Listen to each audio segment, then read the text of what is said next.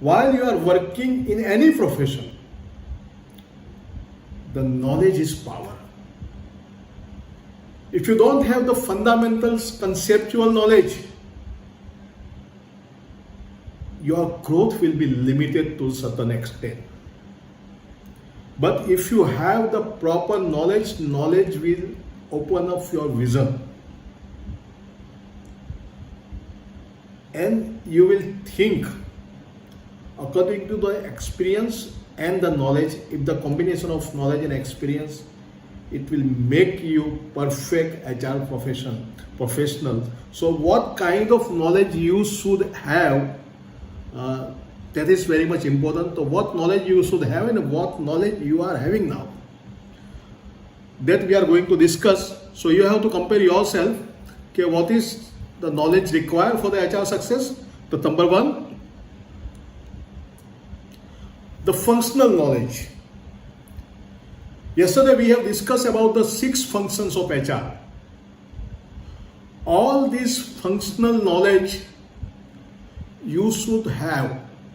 The thorough knowledge you should have. Anytime anybody will ask at any point of time, you should not have any confusion about the knowledge of HR. If you are a junior, if you are a fresher, you can respond that, okay, I will check and I will come back to you. But it will also dilute your impression. But if you respond immediately, spontaneously, that knowledge you are having, the conceptual knowledge, you are MBA, you are BBA or graduate or postgraduate or master degrees, whatever you are having. But while you are going for the HR profession, at least the eligibility to enter in the HR profession is the knowledge. So what should be the HR knowledge you should have? All the functional knowledge means that what are the functions? Yesterday we have discussed recruitment and selection. Recruitment selection is start with the manpower planning to up to the confirmation of the persons who is working in the organizations. Then training and development. As we know that 100% people, what we are looking for, they are not available. Means 100% person is not matching with the requirements. In that situation, we finalize or select or we offer the persons who has 70% or 80% matching, we offer them. So how to bridge the gap of 20 or 25%? That is through training. So we have to start the training need identification, training and development activities at the time of the recruitment. Training and development also have the connection, the another function of HR, that is performance management systems. So whatever training you have imparted to the employee, whether after this training program the person is performing according to our expectation or not. Is there any change in this behavior or job behavior or attitude or knowledge which is exhibited in the job area? So through the performance management system you can evaluate your training programs, training activities, whether you are going properly or not.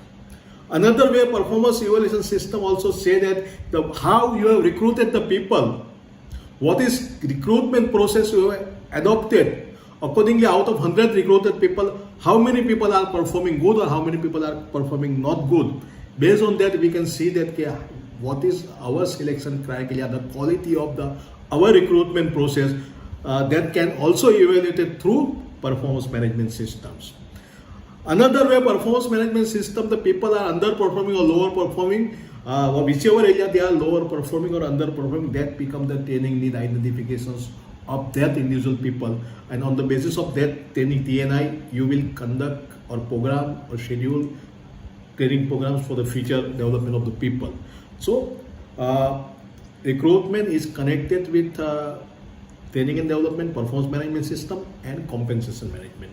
Compensation management is not only wage and salary and benefits, but it is also connected to the career development, opportunity to the career developments, and future growth of the persons.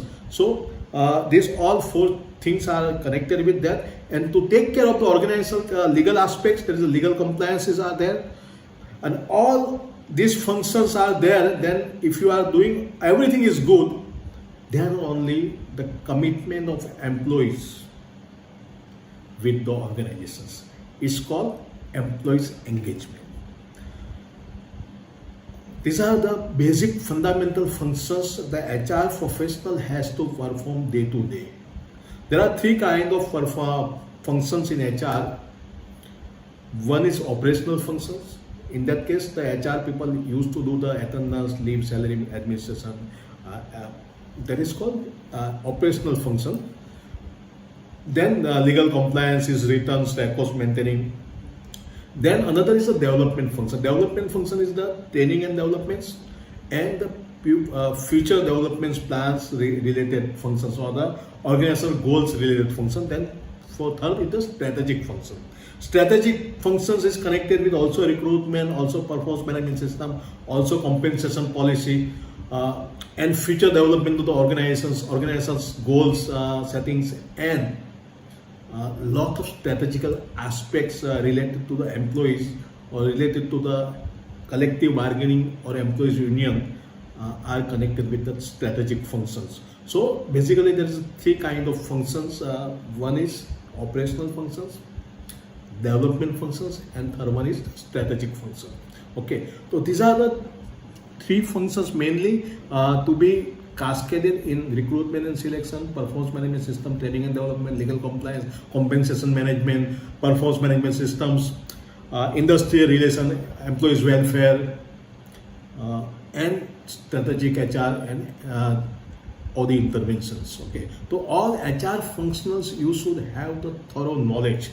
Once whatever experience or age you are having, but if you don't have the knowledge, you will be lacking in your performance. But if you are fresher and if you have the knowledge, you will be equally confident, which is people 5 to 6 years experienced people. I have experienced many people. I have interviewed more than 10 or 20 years experienced people, but I found they are weak in the conceptual knowledge of HR. If you become confident and good in conceptual knowledge in HR, you will be on the fast track of your career.